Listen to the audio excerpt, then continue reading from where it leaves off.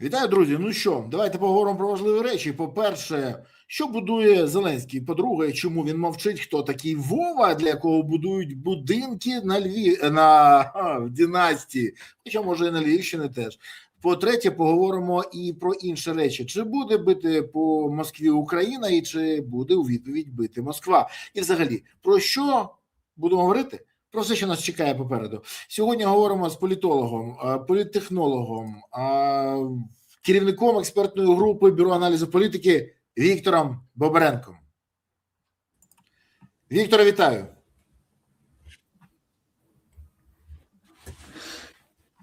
Віктора, вітаю.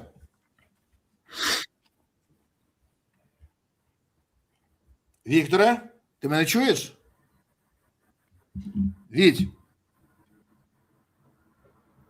Вікторе, ти мене чуєш? Доброго здоров'я. Вітаю. Доброго здоров'я.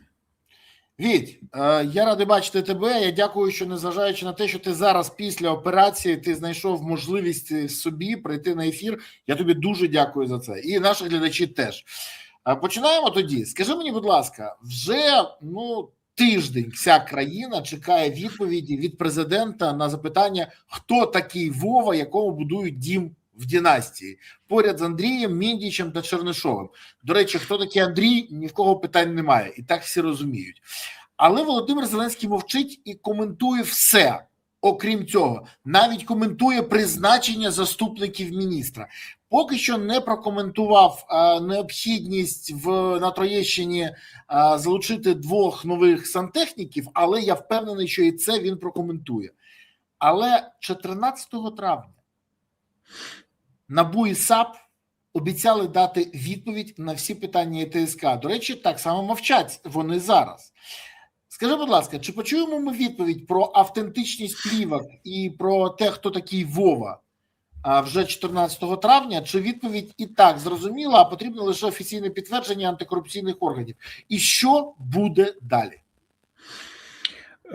Підтвердження необхідно, тому що треба, щоб хтось офіційно сказав те, про що всі здогадуються. Як би не мають повноважень це сказати, тому що сказати, а откуда ти знаєш, да, там, типа, всі люди говорять, то ж люди говорять, а там же ж точно, якщо скажуть компетентні органи, те, про що всі судачать, що неважливо, де взялися у Михайла Ткача ці роздруківки тих плівок, але пояснення, я ж не перший його даю, я у вас з Луценком це перше почув, потім потім і Богдан пояснював, що і у цього...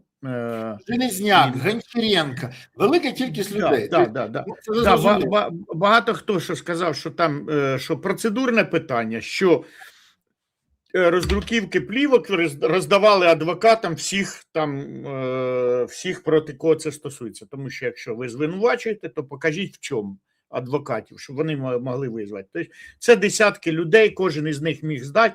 Мало того, Генпрокуратура отримала для того, щоб працювати по Міндічу, що віддайте нам Міндіча на законний суд. Чому там? На якій підставі? Там ви ж Міністерство закордонних справ Ізраїля це ж підсовуєте, видайте нам Міндіча. Чому? А ось тому. Тобто це могло вийти навіть з Ізраїля. Можна сказати, ні, українці ж ні. Не могли, українці ж не стучать друг на друга, також ніколи не було. Це Ізраїль там зробив, можна сказати, що це там десятки адвокатів. Вирішив в антикорупційному суді всі судді, там чиновники, секретарі, там така величезна... Питання ж навіть не в цьому, питання головному. Раніше, як казали, наприклад, плівки Деркача. Ніхто ж не запитував, звідки вони, що і як. А зараз, після того, як Вову треба назвати, докажіть автентичність. Через Вову.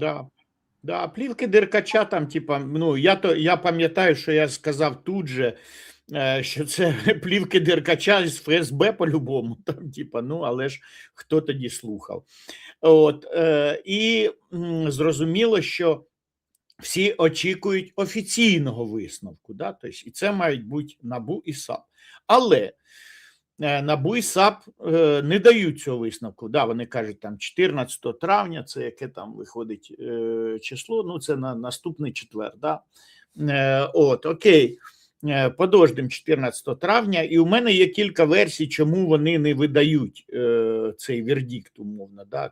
ці дані. Вони не підтверджують, що хто такий Вова. Все, проста відповідь. Назвіть прізвище Вова. Одне слово, скажіть одне слово. Прізвище Вови.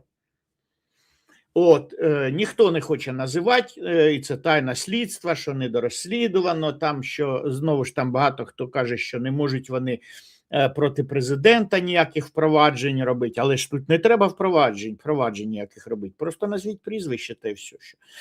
От, і в мене кілька версій. Перше, що егоїстична їхня, що вони для того, щоб увійти потім красиво в політику, чекають, коли буде близько заморозка, щоб сказати, що ось ми, дивіться, ми тут п'яту колону нищимо в тилу, і тому ми створюємо партію, голосуйте, ми гідру корупції приберемо і таким чином стати війти там в топ політиків, да, там, щоб їхня політична сила там з легкістю набрала потім там 5 плюс відсотків виборців, і вони вже пішли в політику. Так?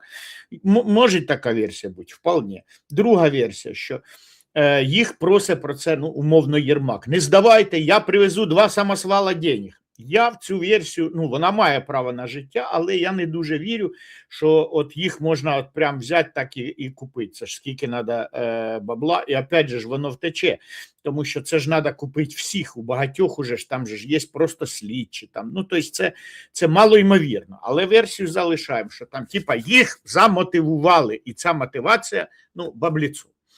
Але є інша, може бути, мотивація. Да? Там третя мотивація, їх попросили союзники, що сказали, хлопці, ой-ой-ой, бо боїмося, щоб як би в Україні не було, це важко дуже, щоб потім фронт не передумав воювати, тому що, ну, воювати за бізнес на крові, там ні, точно немає бажання. Там. От, і тому ми вас пробуємо заради України не робіть цього. Да? І четверта альтернатива, що їх ніхто не просив, але вони самі до цієї думки прийшли, да? Що там, типу, що давайте не будемо нагнітати зараз. Там. Ну, якби кожна альтернатива має, може бути мікс альтернатив, да? Там, тобто, може бути, що і вони самі прийшли до тої думки, їх просять союзники, але десь з офісу президента теж під'їхав хтось і каже, та ви уявляєте, що буде. Ну, можливо, з посольств хтось поговорив, що там, давайте переждаємо, давайте от зараз біг на місці зробіть, там ближче, там, може, там осінню буде намічатися заморозка, от тоді вже, коли заморозка буде, то тоді вже не страшно все, як заморозиться конфлікт, там, рубі, тоді доставай шашку і рубай. От, відносно того, а що буде, коли, наприклад, вийдуть і скажуть, да, ми знаємо і прізвище цієї людини Володя З, к примеру, да? І що? Ну, і нічого. Я впевнений, що у нас наші союзники зроблять так, як я вже говорив, що як зробили союзники в Корейську війну. Всі знали, що дивізія Кожедуба, і не тільки дивізія, там кілька, там корпус воював, 2 дивізії. Радянських льотчиків воювали і сейбри американські збивали. Всі були під прізвищами там Лі Сі Цин, Сен Чур Ін, от, і такі інші були прізвища, да, там за косом під корейське, китайське. От, в китайських вони одностроях воювали, от, і в Кореї воювали за Південну Корею не американці, як багато хто думає шаблонно. Воювали війська ООН, тобто там воювали і англійці, і австралійці, там, здається, 18 країн воювало, в тому числі і турки батальйон навіть послали туди, турки воювали і мали теж втрати. От, і тому, щоб не робити війну світовою, американці Трумену доповіли, що совєтські льотчики збивають американських, от, але якби було прийнято рішення не нагнітати. І всі зробили вигляд, що нічого не почули, нічого не знають, що це там дійсно якийсь Лі Сі Цин, да, там воює, да?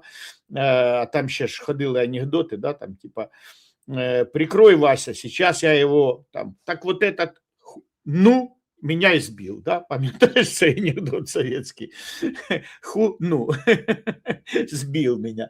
Да, так от, і ми ж розуміємо, що таке буде і зараз. От уже після скандалу він літав в Єреван, зустрічався з британським прем'єром. І всі знають, що там 90% що папа мафії ось перед тобою, от, але він з ним вітається. Чому? Тому що політика така штука. Політика така штука, і ми робимо вигляд іноді, що чогось не помічаємо. Да? Ми чогось не помічаємо, так само там, типу, а чому ми тільки СССР звинувачуємо, да, в чомусь? А що ми не пам'ятаємо при Рейгані, яку я дуже люблю і поважаю, оця тема Іран-Контрас, да? Коли купували продавали Ірану зброю, а заодно там і Самосі там щось там перепадало, і десь там наживались там багато лівих людей, умовно, те, що там, типа, те, в чому звинувачили Гладковських, то там дитячий лепет, взагалі дитячий лепет, в порівнянні з тим, що там творили при Рейгані там, і в порівнянні з тим, що роблять зараз. Але прецеденти були. Тобто це все було ще там з часів давнього Риму, коли натравлювали той же Цезар одні гальські племена на інші. Там, коли пів Франції воювало з Бельгією, то Бельгія – це умовно найбільше гальське плем'я було на території Бельгії, воно так і називалось – Бельгія. І проти них воювали інші там південніші гальські племена. Було. Продавав зброю Цезар, продавав. Тобто плін, це було вже там, а можливо ми ще при Хамурапі не все знаємо, що такі вже були. Тобто це все було, і я пророкую в цьому випадку, вангую, скажімо так, що західні союзники цього не помітять. Чому? Тому що західні союзники їздили і до Гітлера на Олімпіаду, і до Гітлера в Мюнхен, і ми багато чого бачили, і Кемп Девід бачили. Ну, на жаль, чи на щастя, політика така. І багато договорнячків є, і багато непомічань. Тобто ви знаєте чітко, що це корумпант, от, і ви маєте ж по етичним стандартам сказати, пояснити своїм виборцям. Я вибачаюсь, я йому руку не подав, тому що йому треба по-людськи йти в відставку. І по-людськи там теж всі бояться. А що ж буде, якщо він от час психане і піде? Буде велике щастя для України. Парламент тут же переформатується. Замість безхребетного Стефанчука виберуть когось вміняємого, адекватного, або просто комунікативного, того, хто зможе там проводити засідання і бігати між фракціями і приймати рішення. Оберуть уряд національного порятунку, і він нормально справиться до кінця війни. Навпаки, я категоричний противник того, що багато поважних, тих експертів, яких я поважаю, кажуть, що там, от зараз 9 травня, Путін каже, якщо ви ударите по Красній площі, все, фултех там в вашому центрі Києва не буде.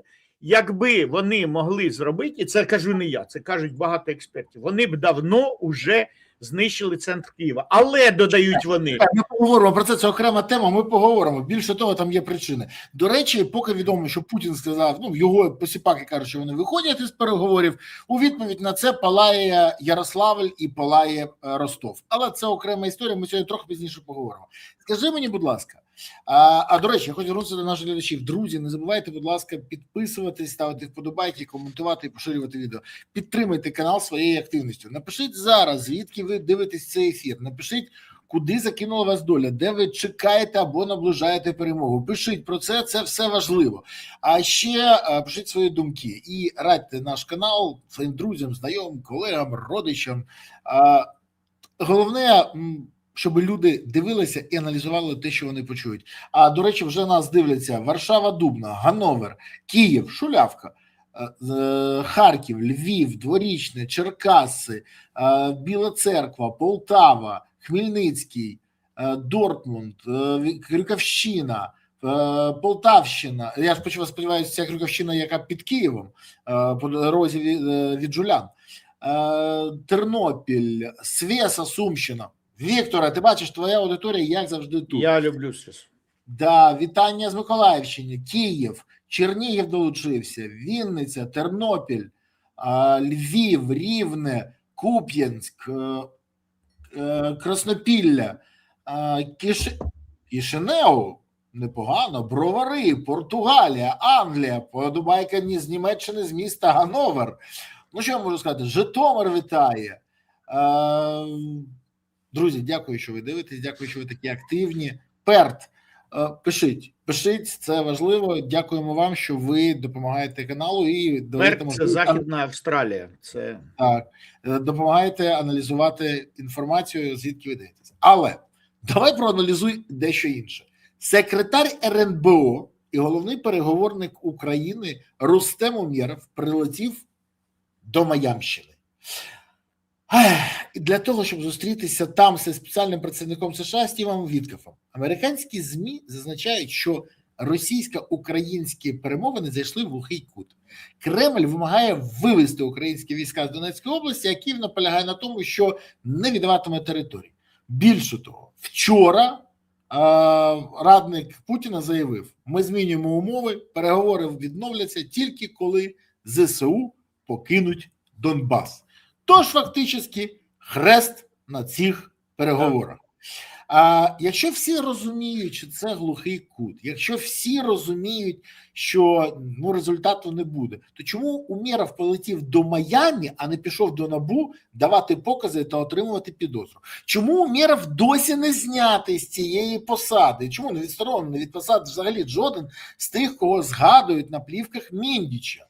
І, до речі, скажи мені, будь ласка, як взагалі може ставитися, скільки ганебно для України, що вже навіть західні ЗМІ пишуть, що подібна особа є фігурантом корупційного скандалу і вона представляє Україну? Ну, це якраз і є, як то кажуть, отмаз для ніщих. Тобто, те, що він полетів, знаючи, що нічого з цих переговорів не буде. Зеленський поставив йому 3 завдання, що гуманітарний трек, що, можливо, там полонених поміняємо, там, ми відправляємо Умєрова, але фактично Умєрова відправили туди, щоб він тут не давав свідчень, щоб він завжди міг відмазатися. Відрядження. А чого в п'ятницю не зайшов? Я готувався до відрядження, тепер от офіційно там буду, потім ще десь.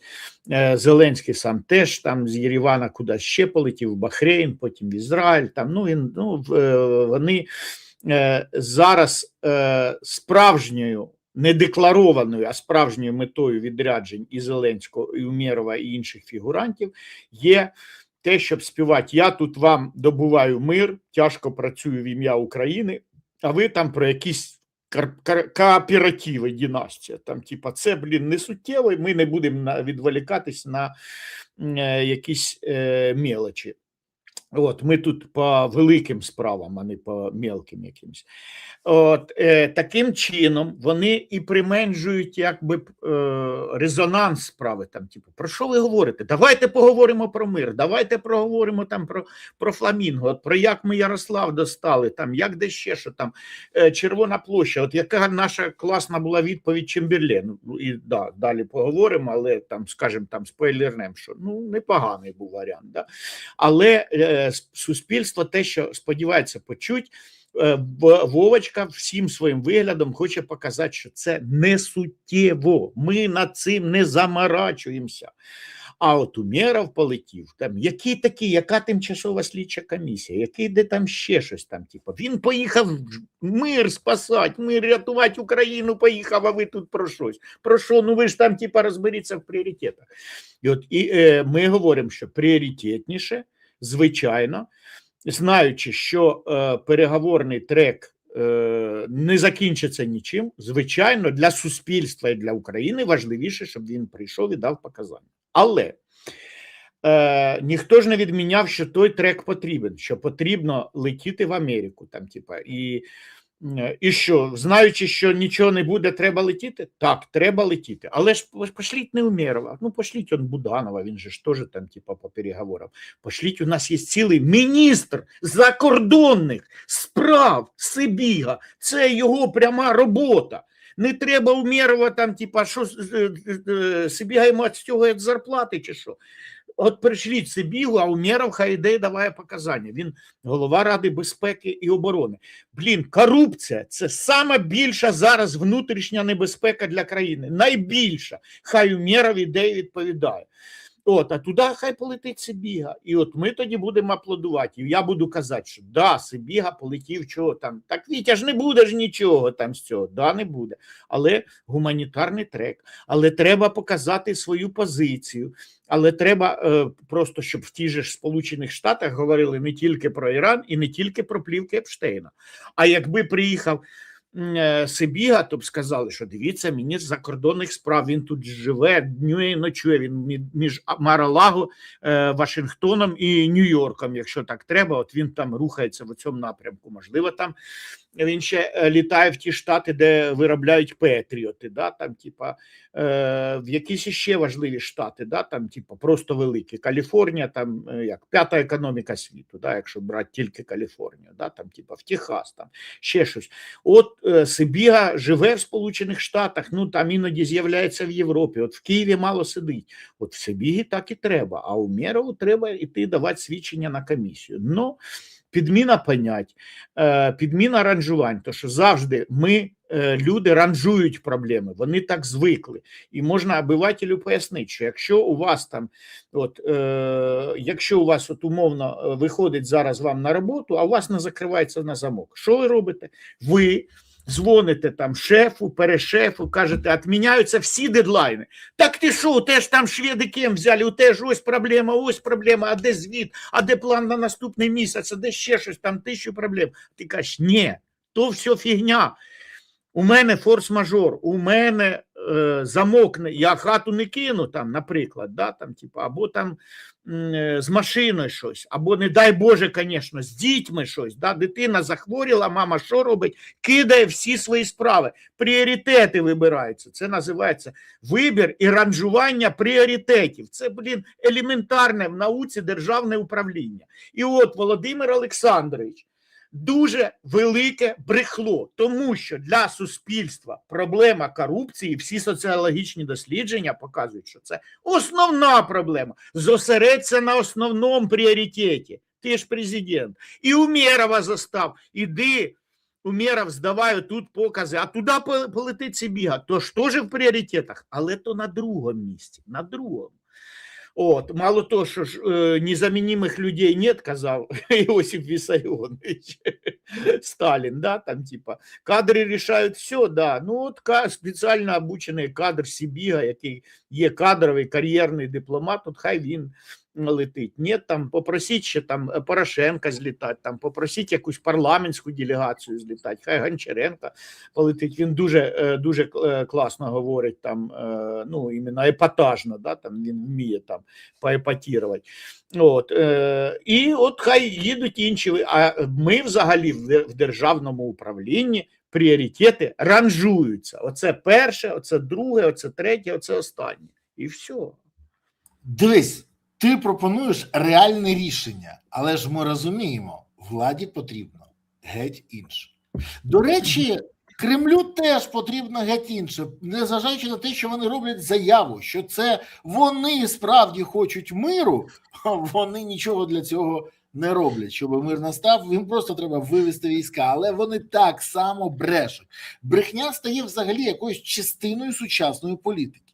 Да. І от мені хочеться зрозуміти, потенційний удар по Москві – це брехня для відволікання уваги, чи це реальність, яка може стати правдою? Чому запитую? Тому що сьогодні в Україні і в Росії це обговорюють одне і те. Ну, це одне питання, яке обговорюють, чи буде Україна бити 9 травня по Червоній площі під час параду, так чи нанесе Кремль удар у відповідь. Яка ймовірність такого сценарію? Чи буде реальна спроба нанести удар по Москві, чи від Зеленського ми побачимо тільки імітацію бурхливої діяльності, бо ми вже чули на заявах Касянова, майора Касянова на ТСК під присягою, до речі, що Firepoint запустив щось 3000 ракет, а долетіло 3000 дронів, а долетів один.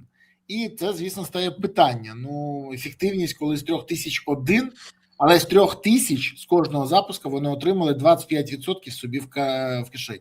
і це важливо. Так от, і це ж ми говоримо не про фламінго, про дрони. Ні, це про дрони. Так, це ж не про... Так от, буде удар чи не буде? І що це таке? Це відволікання уваги чи дійсно погроза ворогу, що він зараз отримає?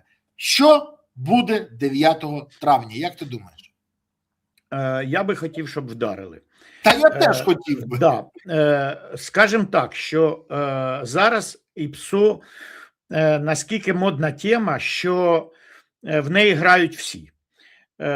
Трамп дає якісь заяви протиріччя, одна іншій протирічить. І тільки ті, хто наживається на ф'ючерсах на нафту, знають, що сьогоднішня заява Трампа або опустить нафту, або підніме. Да? І, можливо, його чи в темну, чи він відкрито знає, що зараз він оце скаже, і нафта підніметься на 10 пунктів. І хтось вже ставить ставки. Да? Або опуститься на 10 пунктів, і хтось на це ставить ставки. Або там це просто військова кампанія. Згадаємо, 24-й рік. Коли мене викупить дуже важко по політиці і по військовій, тому ж справі, тому що я слабо розбираюсь в військовій техніці, але дуже добре знаю військову історію як таку, да, і принципи, по яким. І от я пам'ятаю, як весною 24-го року, 2 роки тому, почалась істерія. Ворог наступатиме на Суми, ворог там скоро атакують, скоро все. І я ходив, розказував, що тут поле для наступу маленьке, що росіяни з одного боку їм вигідно розширить фронт, да, тому що сторона, у якої є генеральна ініціатива, їй вигідно розтягувати фронт. Це завжди так, це військове правило. І тому, да, але захопити Суми тут міжріччя Сейму і Псла, особливо Псла, воно заболочене, наступати важко. Я кажу, там тут ліси, які танки, які прориви, ви про що, люди? І президент виступав, я там думаю, якийсь президент, підучіть його трошки географії, військової історії, але потім наступати почали наші. І я зрозумів, що це все було із ІПСО, що істерію в тому числі роздували наші, щоб потім росіяни думають, ого, які вони перелякані, да, хохліки, дивіться, там, стягують навіть війська в Сумську область, думають, ми будемо наступати. Виявлялось, що це ІПСО, в якому залучений був і президент. Не знаю, чи він був залучений прямо, він знав, що він залучений, що він зараз грає роль, там, переляка, да?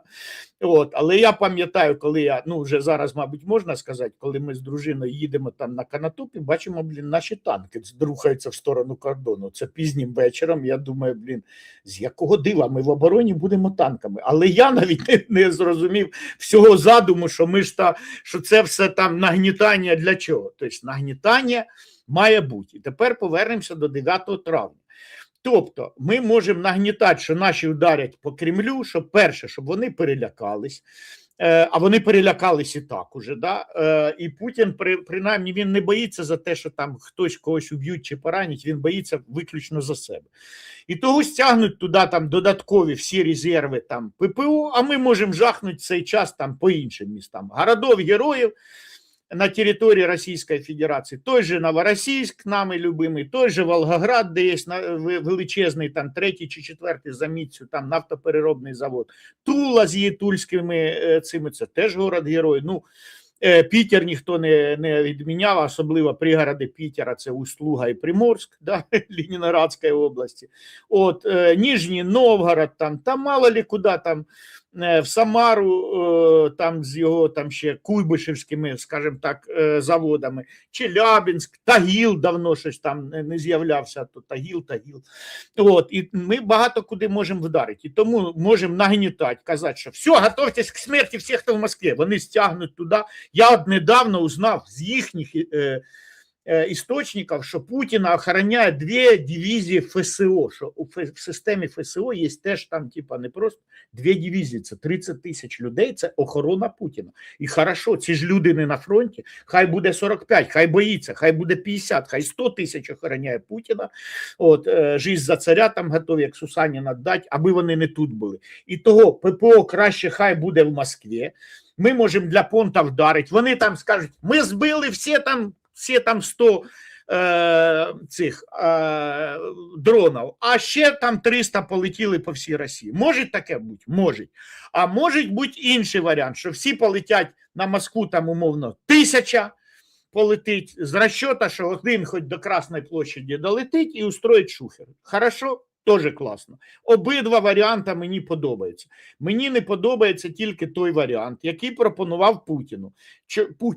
Чому? Тому що Путін варіант тоді пропонував дуже хитро, що він типа з Трампом домовився.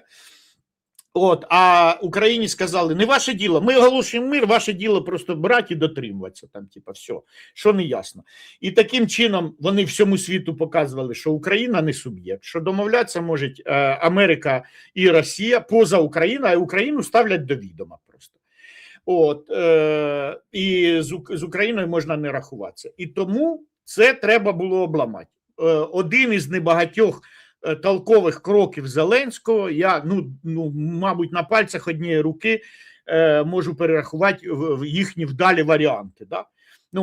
Найбільш вдалий варіант – це було призначення генералом Залужного головнокомандуючим. Це тут, да. Тут я не знаю, що там случилось з Зеленським, чи союзники допомогли. Це був вдале рішення, да? Там було друге, третє, там навіть заход в Курськ був вдалим, якби ми швидко вийшли. От вихід з Курська, я лежу в лікарні з військовими, які виходили з Курська. Ой-ой-ой, аби їх Володимир Олександрович послухав, що вони про нього думають. Але між тим, ми зараз розуміємо навіть слова Шапошникова, маршала Шапошникова, у нього була книга «Мозг армії» про Генеральний штаб, і взагалі вона починалася словами, от перші слова книга починається словами «Мобілізація – це війна». То зараз ми бачимо в Перській затоці, що мобілізація не знають. Мобілізація – це понти, можна сказати. Світ міняється. І вже раніше ще кавказці казали, вийняв кінжал з ножен – ріж. Або не винімає. То зараз Трамп собрав там всіх, а в Персію вторгатися забув. Тобто, мобілізація може бути війна? Да, скоріш за все. Раніше обов'язково це була війна, тому що нафіга ж там 2 рази бігать, вже достав кінжал, то ріж. А зараз можуть бути понти. Так само і у нас. Ми можемо сказати, все, Кремлю готовиться. Зеленський, все правильно сказав, що я не раджу там іншим лідерам приходити на Красну площадь, то що мало ли що, ребята, я ж вам нічого ж не гарантую тоді, ніякої безпеки. Правильно сказано? Правильно. А куди ми вдаримо? Головне, щоб вдарили. А куди? По Москві, по Пітеру, там, по Тулі, там, чи не знаю. Севастополь же ще ж у нас город-герой. Йоханий бабай, да? Там, в Севастополі там ще ж є якісь недобітки там флота. Добіть. Новоросійськ взагалі, мені Туапсе, Новоросійськ, Услуга і Приморськ. 4 найпріоритетніших порта Российской Федерации, то что там отгружается 80% нафты. Поэтому перестать отгружать там. Цена хорошая на нафту, да. А вы отгружаете? Нет. А что? Потому что в Москву не прилетіли дрони, прилетіли туди. Пріоритетніше для нас не Москва. Москва – це більше політичний ефект. І саме на 9 травня, щоб вони там так ми ж потім іспепелим Київ. А ви спробуйте. І оце те, що я хотів сказати ще на початку, що всі ж кажуть експерти, якби вони хотіли іспепелити Київ, вони б іспепелили. І додають, аби вони хотіли вбити Зеленського, то там, вже ж, мабуть, би вбили. Ні, а отут не погоджуюсь. Тобто це треба бути дураком в Генштабі Російської Федерації, сидіти в Генштабі, і Герасимов докладувати, ми готові вбити Зеленського. А він, якщо там розумні є, там, повинні зашипіти на нього. Ти що, дурак? Ти дурень, та нам вигідно, щоб оцей режим був до кінця війни, там, виграємо ми чи програємо, до кінця війни. Що, там через одного наші розвідчики сидять. Неефективна влада, тупой ще тупіє, і мало того всі корумпанти. Та це подарок судьби, мать серед противників такий режим. І вони там розуміють, що нація і держава тримаються не завдяки Зеленському, а всупереч Зеленському. От що. І на Москві це розуміють. І тому я кажу, да, якби вони могли вбити, якби вони могли розрушити Київ, вони б вже давно розрушили. Це перше. Тобто, і тому не треба нас лякати. А друге, що якби вони були дураками, вони б, можливо, планували вбивство Зеленського, але не планують точно. Тобто всі ті 150 покушень на Зеленського – це понти для приїжджих.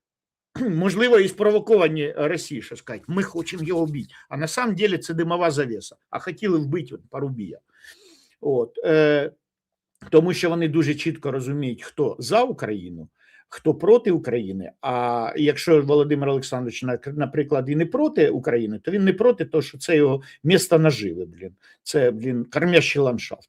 І тому, але він точно не за Україну, він за себе хороший. Тому що якби Зеленський був за Україну, він би склав повноваження уже давно. І сказав, давайте закінчить війну той, хто вміє. От десь так. Да. Ти знаєш, я з тобою погоджуюсь, я тобі більше додам. А мене вчора попросили прокоментувати взагалі цю заяву і те, що будемо бити по центру Києва. Ну, я можу сказати тобі, що чи може Кремль вдарити по центру міста? Так, може. Та він і вдарить, але чи попадуть вони? Удар по Кабміну вже був. Ми це просто багато хто у нас люди багато чого не пам'ятають. Був удар по Кабміну, ми це пам'ятаємо. Удари по Києву були, ми це теж пам'ятаємо. Чи можуть вони спробувати нанести удар по Верховній Раді, Кабміну і Банковій? Можуть. Чи вдасться їм? А оце не факт, бо у нас стало більше ППО. Є воно в нас. Так, не так багато, як хотілося б нам, але й не так мало. Шахеди точно не долетять. Ми говоримо про балістику, але якщо вони одним днем запустять місячний чи двохмісячний запас, можливо, щось і прилетить. Але щось там зробить із піпілітків. Та ні. Бункер Зеленського 96 метрів нижче фундамента. Там бункер, в якому можна пересидіти ядерну війну. При Щербицькому будували ж для чого? Для ядерної війни. Ну і головне, удари по будинках можна нанести, але це нічого не дасть. Це, по-перше, дійсно.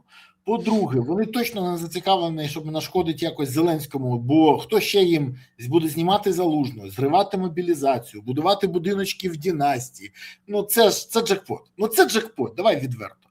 А от те, що рашисти біосміття, так ми і до цього знали. Те, що вони шмат лайна, ми і так знаємо. Тому тут нічого дивного. А от те, що вони перелякані і бояться, до речі, от поки ми з тобою зараз ведемо програму, палає Ростов і Ярославль, вибухає Грозний, куди б завітали невідомі, але дуже позитивні дрони. І я хочу звернути увагу. Завітали в ті міста, звідки зняли ППО і перевели до Москви. Це найцікавіше. Зняли з Грозного ППО. Доброго раночку, Грозний. Зняли з Ярославля і прилетів на Ярославський переробний завод. Це те, про що ми говорили, що так і треба зробити. Да. Вночі з Ростова, Ростов взагалі поряд, там грішно було не скористатися цією ситуацією. Знову прилетіло. Тому історія про те, що зняття оцього всього ППО, вибудови його біля Москви, вже несе позитив. До речі, для росіян, які дивляться це, хочу сказати, а всього цього могло не бути не лише, якщо б в 22-му році Росія не напала на Україну, а якщо б прийняли умову, і вже 6 травня цього року, от зараз, вже було припинення вогню. І цього б не було, але Путіну класти свій статевий орган на росіян, на їх бажання, думки і все інше. Йому важливо тільки його особисті думки. Тому росіяни цмокчуть те, що він поклав на них, а українські позитивні дрони вітають Росію з 8 травня. До речі, сьогодні всі ми згадуємо Другу світову, згадуємо жертви і пам'ятаємо, що ніколи знову для нас це принцип. Для росіян порожня балаканина. Скажи мені, будь ласка, до речі, я дякую всім, хто зараз дійсно реагує. Я бачу, активно пишуть, активно підписуються. Дякую, до речі, за вподобайки. Це дійсно дуже часто прошу поставити, поки не скажу, нічого не робиться. Зараз сказав і просто спостерігаю, як люди почули і дійсно допомагають. Повірте, дуже складно сьогодні працювати, але працюємо для вас, інформуємо вам. Ну і, як завжди, пишіть, звідки ви дивитесь і що ви думаєте. Пишіть, з якого міста, селища, країни ви зараз спостерігаєте за цим ефіром. Ну, куди закинула вас доля? Ви чекаєте або навпаки наближаєте перемогу. І, як завжди, дякуємо, я бачив вже тим, хто дивиться сьогодні з лінії боєзіткнення. Це теж важливо. Дякую вам. Скажи мені, будь ласка, президент оголосив про створення приватних військових компаній. Сама ідея дійсно непогана. Україна із сильною державними інституціями, ПВК, приватні військові компанії, давно стали інструментом державної політики, експорту безпекових послуг, охорони об'єктів, логістики, навчання і роботи у кризових регіонів. Це інструмент впливу країни на багато речей за межами країни. Ну, наприклад, великі ПВК, які є в Сполучених Штатах, ефективно працюють в інтересах держави і власників компаній, але їм заборонено працювати на території країни. І все добре, але є одне але. ПВК добре працює там, де держава сильніша за будь-який приватний інтерес, де немає приватних феодальних армій, де олігархи не можуть створити собі бригаду, забезпечити її всім необхідним, а потім віджимати бізнес і ресурси. Там, де працюють суди, поліція, спецслужби, є парламентський контроль. І, головне, політична відповідальність. Скажи, будь ласка, чи не запустить це створення, оця ідея Зеленського, не тільки створення феодальних армій та атаманщини, а й спроба Зеленського створити свою особисту армію, да, яка б захищала, бо він не довіряє нікому, ані поліції, ані в Нацгвардії, ані з нашим силовим структурам. Чи може він запустити це, і фактично все це відбувається в ім'я одної історії? Збереження влади. Так. Я не те, що допускаю, я тільки дізнався про це, я про це і подумав, що йому хтось підказав, що там, типа, давай робити свою приватну армію, тому що ж приватні армії, мабуть, мають якісь отримати ліцензії, ліцензуватися. Ну, це точно має бути ліцензована штука. Мало того, це все дуже перегукується з виступом генерала Залужного днями, позавчора, здається. Ну, вчора вийшла стаття на Українській правді. Він в Варшаві виступав, там 3 типи мобілізації. Там один із типів мобілізації, він прямо говорить, що можливе майбутнє Європи – це створення приватних військових компаній, саме спеціалізованих, як дронових. І це з натяком, що типа ми в Україні можемо настворювати таких приватних компаній, і Німеччина, де там ну, не заморачуватися, а просто брати, нанімати ці компанії. Тобто це повернення до 17 сторіччя, коли в 30-річну війну, будемо відверті, козацькі ватаги, і кажуть, і сам Хмельницький, і Сірко, і молодим ще Багун, де були і в загонах лісовичків, так званих, і просто, ну, фактично працювали ланкснехтами, да, їздили як на заробіток. І, до речі, там одна із причин повстання Хмельницького було в тому, що закінчилась там війна, всі безробітні оці ланкснехти потяглися додому, там залишились без роботи, то що мир настав. Приїхали сюди з грошима, з шаблями, навчання, а тут поляки не світенне творять, ну от і почалось. Почався заміс. Ну це не головна причина, але одна з причин, да. Так і вчора виходить, що Зеленський сказав, що створюємо приватні компанії, але генерал Залужний сказав, що можливе майбутнє Європи, тобто один із елементів мобілізації, не виходить у вас мобілізувати когось, найміть приватну компанію. Найміть приватну компанію, хай воює за вас. Мало того, от недавно виступив Бутусов.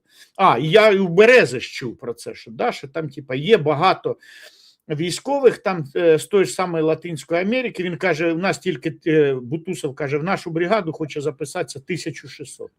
Я тобі поясню, дивись, Зеленський пропонує 400 тисяч платити на ЛБЗ.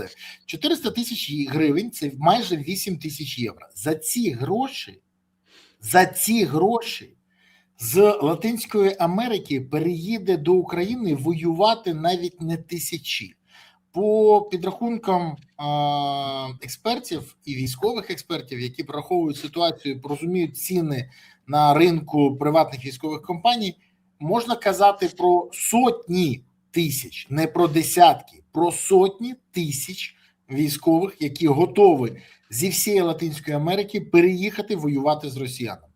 Але питання, а де гроші взяти на все це? Це величезні гроші. Ну тож. Але Ну, на то- приватну але- компанію можна перекинути. Але Наприклад, він може утримувати Да. Firepoint для Зеленського, і конечно. назвати Та це. я думаю, що батальйон можуть утримувати Єрмак, дивізію Міндіч.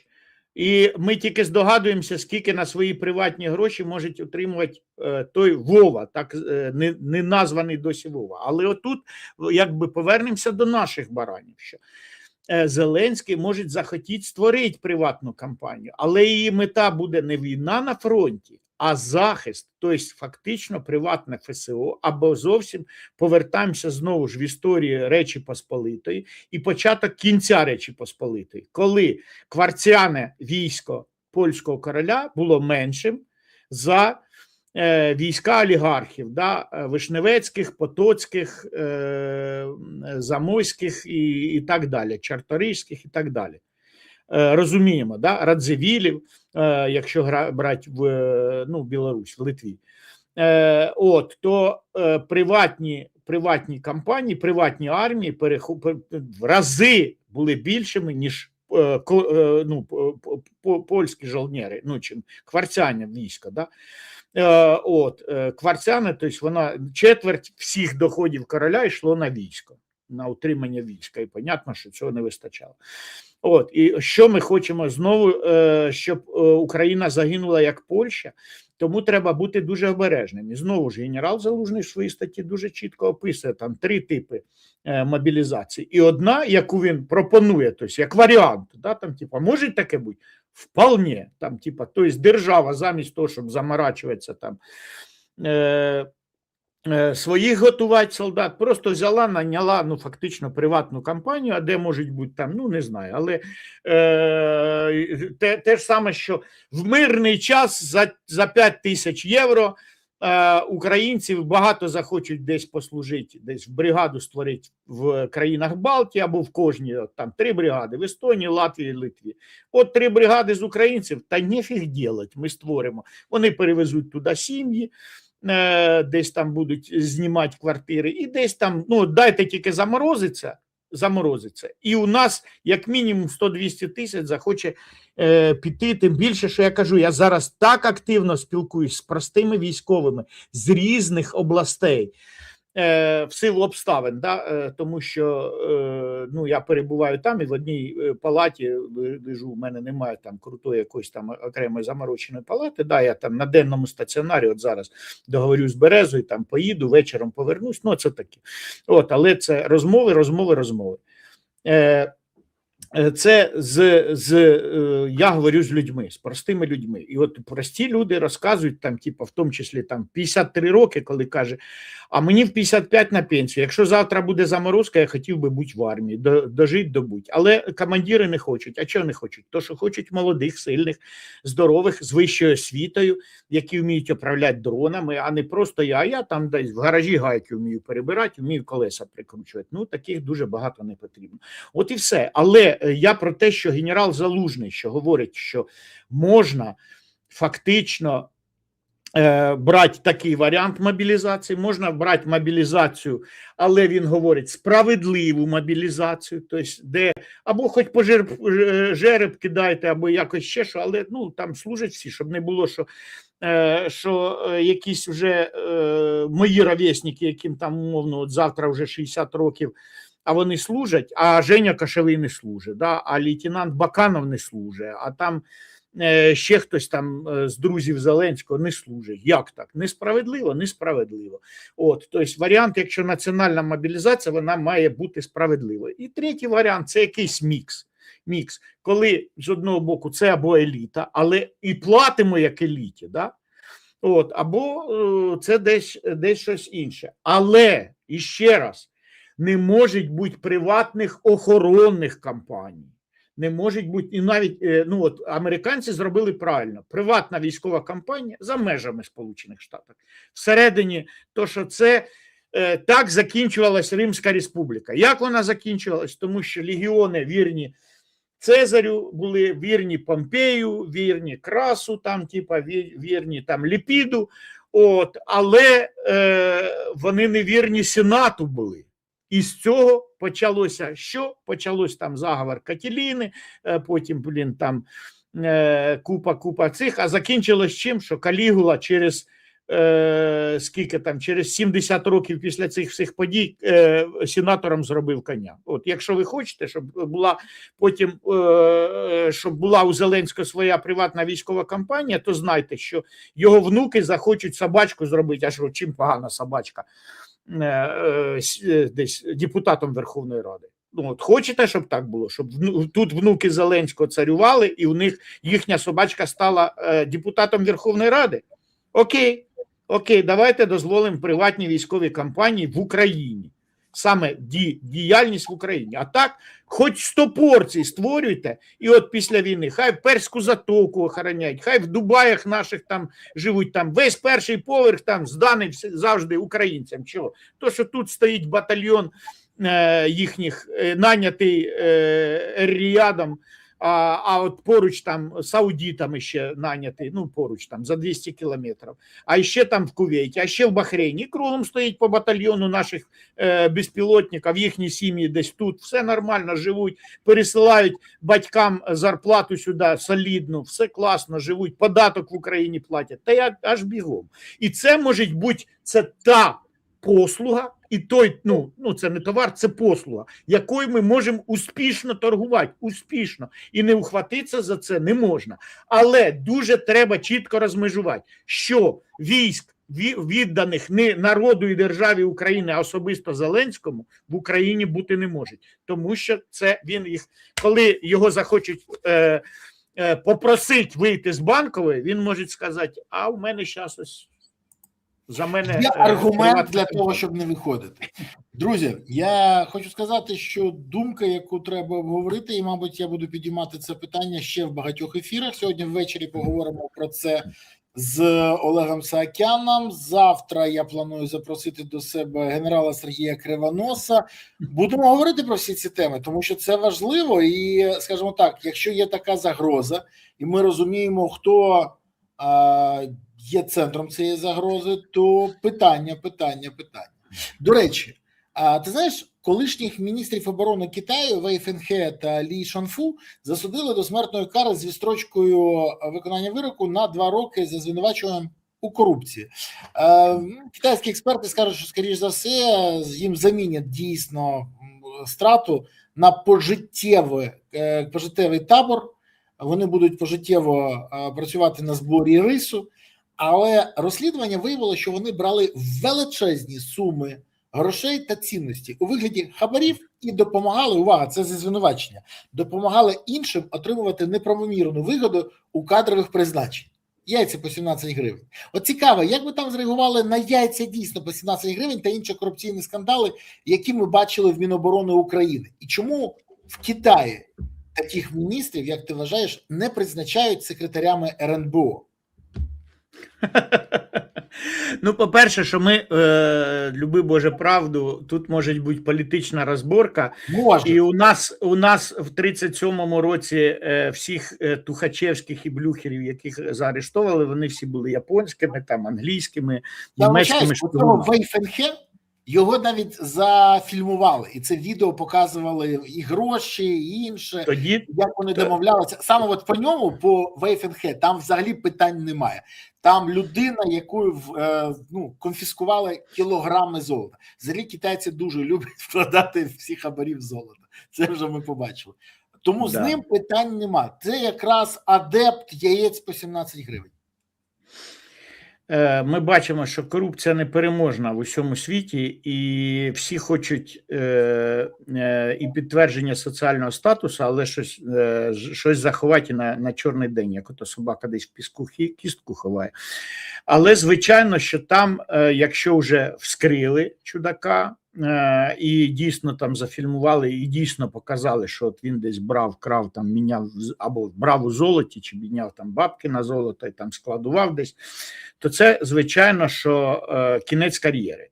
А у нас участь у, наприклад, такій корупційній темі, як кооператив «Династія», це не шлагбаум в кар'єрі, а навпаки, цей шлагбаум піднімається, тому що, мабуть же ж ти знаєш, як звуть папу мафії. І тому у нас це може бути критерієм не дискваліфікуючим, а навпаки кваліфікуючим. Там, типа, що якщо, наприклад, там призначають в такій корумпованій системі державного управління, кажуть, чудак, от як там класно в плівках похвалив Шефір своїх там, що, а в мене, каже, там, здається, Середа і другого, як звали, Коваль, да? Коваль, да? По-моєму, так. Да, вони ж мені досі носять. Тобто із своїх тем вони 50% заносять своєму шефу. Да? Там же ж система сеньората. Раз Шефір їх туди засунув, значить вони винні Шефіру. Вассал моєго вассала, не мой вассал. От, і значить молодець. Таких можна рекомендувати. Тобто Шефір міг би сказати, дивись, не падлюкають, да? Там, типа, все, що вкрали, половину носять. Половину приносять. Там, типа, немає, не той. Взагалі-то можна ж там подумати, що вони крисятнічають, бо крисами в тих же самих партій регіонів, а це ж споріднена тема для зелених, що там криса не той, хто вкрав у народу України, навпаки, там, типа, цей лохов оббирати, це у них святое діло, да? А криса – це той, хто крисятнічає у своїх, тобто у своїх не можна, це западло. А вкрасти народу України – молодець, і тому з точки зору Зеленського, тобто той, хто там вкрав з державного бюджету, молодець. Приніс в общак? Приніс. Ну все, молодець, все, продвигаємо далі. Хороший парень. Тобто в Китаї це критерій декласуючий. От, ти був там кимсь, ти став ніким. Чого? Ти береш хабарі. А в Україні ти береш хабарі, але ти приносиш долю, молодець, продвигаємо далі. От і все. У нас все з ног на голову. Почекай, але ж це ознаки мафії. Давай відверто. Це мафія, це не ознаки, це мафія. І у нас навіть папа мафії є. Да?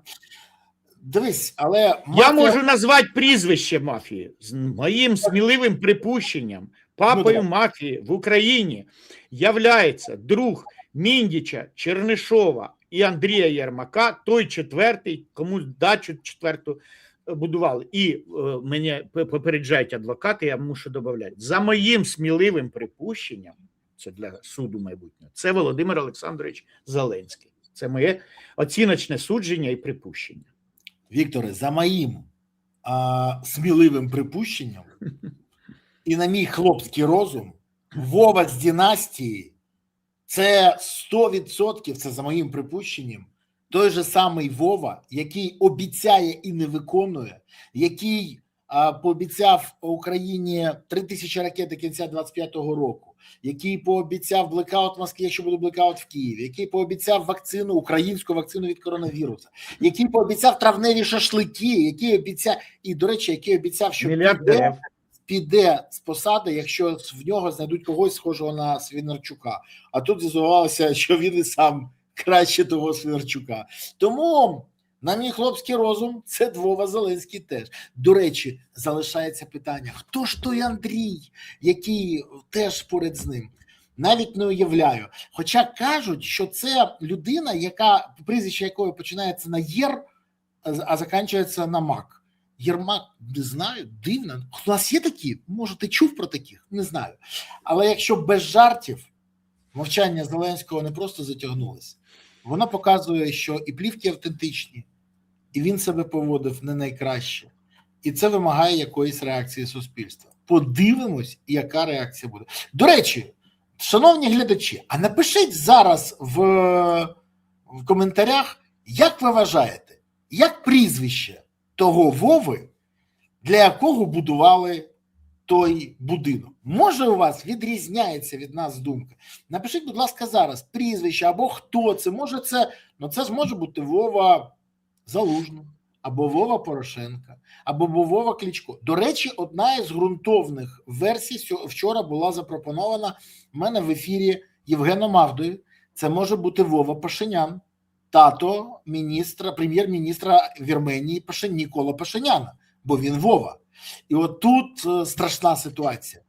Як любить казати пан Віктор Бобренко, ця клята невизначеність. От знову ця клята невизначеність. Страшна ситуація. А якщо без жартів, пишіть зараз. От тут теж пишуть: Вова Порошенко, у нього був брат Близнюк, Вова Кличко і Андрій Богдан, то той Андрій. Ну це зрозуміло. Все складається, пазл склався. І тут, до речі, пам'ятаєш цю популярну мелодію «Вова їбаш»? Мені здається, що мали на увазі геть інше, а не будувати собі династію.